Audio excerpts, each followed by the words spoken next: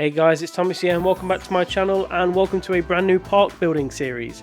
I have been fairly quiet on this channel for the past sort of week or so due to multiple things. One of them being I have now upgraded to a PS5, so I have been sort of transferring all my data over and sort of getting set up on the PS5 for all my games, including Planet Coaster. So one of the positives about that is that the build limit for me now is going to be sort of an extra third than it was on the PS4, which will be extremely useful. I won't be as conscious when I'm building, and it will allow me to build a bigger park. So yeah, that's what I'm looking forward to here. Now this series is going to be called Heartland Towers. Don't ask me why. I was just kind of juggling through some names for a park, and that's what I settled on and decided that sort of. I quite like the name of it there, so yeah, that's what I've settled on for this. The first ride I wanted to put in here, the reason why I've gone for a roller coaster first as opposed to building the entrance, I wanted the coaster to be like a main feature of the entrance itself, hence why I've got the two vertical loops there just going over the plaza. So I wanted the guests to be able to come out of the spawn point, and look up above what will essentially be kind of a standard entrance. I'm not going to go OTT with the building for it. I'm going to go for a standard entrance. Probably have a few side buildings to it, but nothing too extravagant. Because the idea for this park, I want to really focus on getting that realism and getting the detail in. So I'm going to be spending a lot more time on certain elements of rides, of buildings, etc. Just to get everything sort of spot on, so that the park does have that realistic feel to it. If you didn't see from when I was selecting the coaster, this is a stand-up coaster. So I've not actually built one of these before. I've only ever been on one stand-up coaster, and that is Shockwave at Drayton Manor in the UK. Really fun coasters, completely different experience to anything else, but definitely if you do get a chance to go on one, I would fully recommend it. As you can see, it's not the longest coaster in the world. It's not by no means the most exciting coaster in the world, but I just wanted it to be there greeting the guests at the entrance. Just in this section here, I wanted a bit of a splashdown area, and not a splashdown area in the sense of getting the riders wet or anything, or those getting hit by water effects. I just wanted it to be more sort of decorative. So what I will do is, once I've got the track sitting right just here, I was just trying to get it so it wasn't too sort of steep and jolting. I think I've just about got it at this point. I just needed to smoothen everything out, which is just what I'm doing going around the track here. So once I've got everything sorted there, the plan is then to put some water effects and then set them as trigger sequences going off as the train goes through, so the water kind of goes up in a pattern, and I think that will look like a really nice feature for the guests, especially with it being so close to the entrance as well. This little circle will have a path going around it. There's a bit of like a circulation area. There'll be a lot of guests wandering around, and I think it will just stand out and look really nice. So here I'm just kind of going through the water effects, as you can see, just trying to work out which one I wanted, which one would suit best. So I've gone for this little water jet here. So we've got them, we've got them placed where I want them, and now's the point where I've just got to set the trigger sequence for them. So the trigger sequences, I know some people don't necessarily use these as much. I think they really do have their use. So here, as you can see, I've set 4 different trigger sequences. I want the first 2 to come on when the train gets to the first point, second 2 at the second point, and so on and so on. So as you can see, when the train comes around here, all the water shoots up like that, and I think that will look really nice when you got to imagine, obviously, when the park is fully complete. We are building in the middle of a grassland at the minute, so yeah, please bear in mind that this will look very good once the whole thing is complete. Just around the edge of this area, I just wanted some rocks just to kind of finish off the edging of this little. I'll call it a splashdown area. I don't really want to call it a lake. It's not a very big lake, but yeah, I just wanted to put a bit of a path going all the way around it. So I was just trying to work out the best distance and the best size to put. So, but it seemed to tie in really well. The path does fit perfectly around there. So yeah, really pleased with how that seems to join in there. Just now I wanted to focus again on the colour of the ride. I know when I first started off on this game I didn't actually really focus on the colours of the rides. I just kind of went with whatever it gave me at the start. So I wanted to get the train, which you can see here. I've just paused it so I can do that. I wanted to get the train and the track looking right, so I've gone for this blue and orange effect. I just think it will stand out really. The name of this ride is going to be Pulse. No, again, I just like the name of the word pulse. It seems like quite shocking or a powerful or burst of energy. So that's what I've gone for there. And then the queue line, I'm just going for a bit of a cattle pen queue line here, and then it will join on to the main little circle circulation area there. And then the exit, I just want kind of going through and going and joining back onto the same area. The exit path may veer off to another section later on if I decide to build to the right of this coaster as we look at the screen now. But that's to decide later on. Here I was just kind of going through the sort of basic textures as to what I wanted the ground to be. I do want to mess about with the terrain on this part of the coaster, but I decided / I realised that if I start doing that, it will make it difficult for me to build on the actual station. So there you can see Pulse is written on the side of the train as well, which I really like. It's a really nice little feature to tick. And then I'm just getting the operator in the same sort of colour system as the ride itself. You know, it's all about those little details and getting all the consistency in. So yeah, I've got two trains running around, and now is the time to go for a building theme. Now I went for this sort of Moorish theme, which you can see here. I started building it back to front, which I quickly then realised, and I just sort of wanted to forget that element. So yeah, here I am actually building it the right way around this time.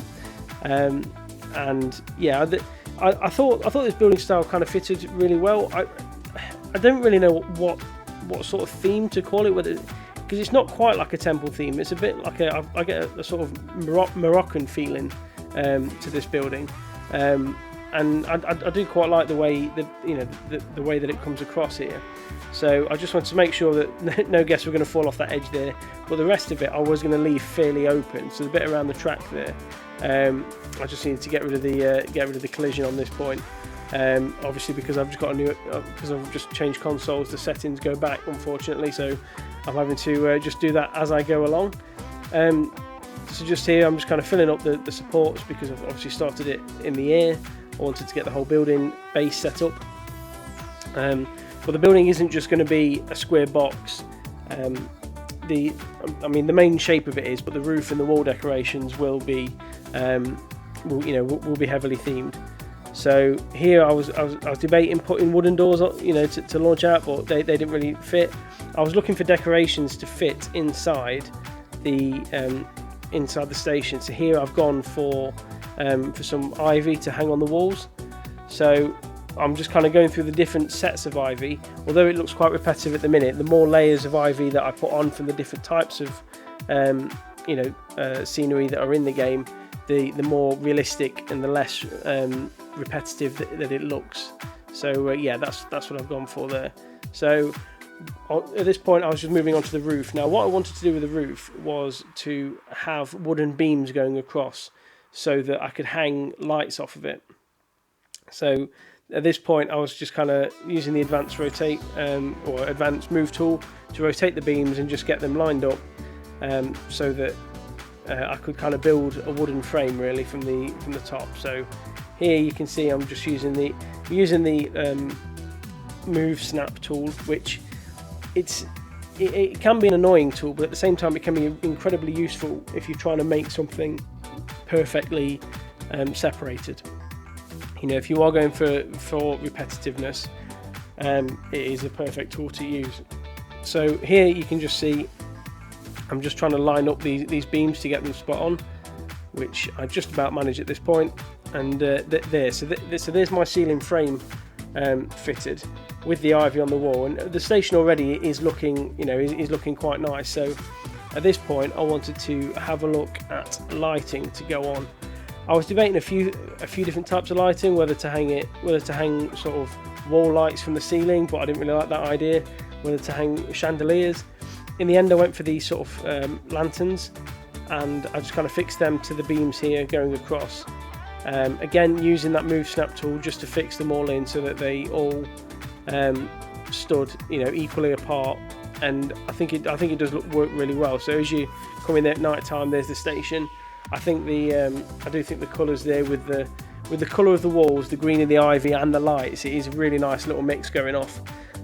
So yeah, just here I was trying to fit a fountain, believe it or not, in this little section, but I figured that the fountains were maybe slightly too big to fit in there, so I just went for some like treasure or some sort of chests, just as a bit of decoration, as something different to go off in the station, just so that it wasn't just like a fenced off area of nothingness, really. So yeah, I just put a few crates down, putting a few chests. There'll be some more chests here which are open, and you can see the treasure in. As I say, it's not really a temple style building, but it is, you know, it is the sort of thing I thought fitted really well with the you know, colour and the style of the station building. So now that I've done all that, it's just time to sort out the terrain. Now I wanted a rocky style terrain here. I wanted to just adjust the ground so that the track is moving to, you know, around the area, and it kind of gives near miss elements to the riders on the track.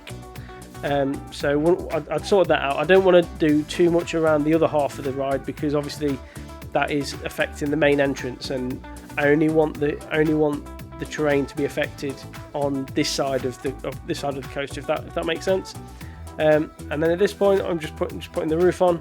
Again, not going for too much of a standard roof. I'm not going to decorate much of the other side of the roof. I just want it to be plain, because nobody's going to see this side. So they can just stand up. The ridge tiles can be slanted there just as normal, just because no one's going to see them. And then on this side, I've just got a few arches just to give the building a bit more character. So just had to kind of decide which type of wall to fit in, because the Moorish kind of style wall doesn't actually have any triangular wall pieces to fit in. But I thought the wooden panels there fitted in well, mainly because of the wooden beams within the station building itself. And then I'm just kind of using this firehouse roof to finish off the building. And I do think that looks really nice there from the outside. As a station building, I think it has a lot of character. I was debating what sign to put on there. I was thinking, do I have something on there to sort of stand out, or do I put a sign at the entrance, the entrance to the queue line? Because essentially, if I put it on this building, no one's going to see it unless they're already in the queue for the ride. So it kind of didn't make sense to me to leave it here. So what I end up doing is that once I've got the colours and the and the signage the way I want it, I end up moving it towards the front of the queue line here, and then just putting it next to the entrance so that people can see the ride that is being advertised here, so that they can start going to queue down for it. And then just behind here, obviously we have got a rocky terrain, so what I wanted to do is just put some big rocks behind, just to act as a bit of a support for the sign, because obviously the sign wouldn't just stand up by itself. So yeah, that is pretty much the terrain, etc. sorted. So we'll have a on-ride point of view. So yeah, let's go.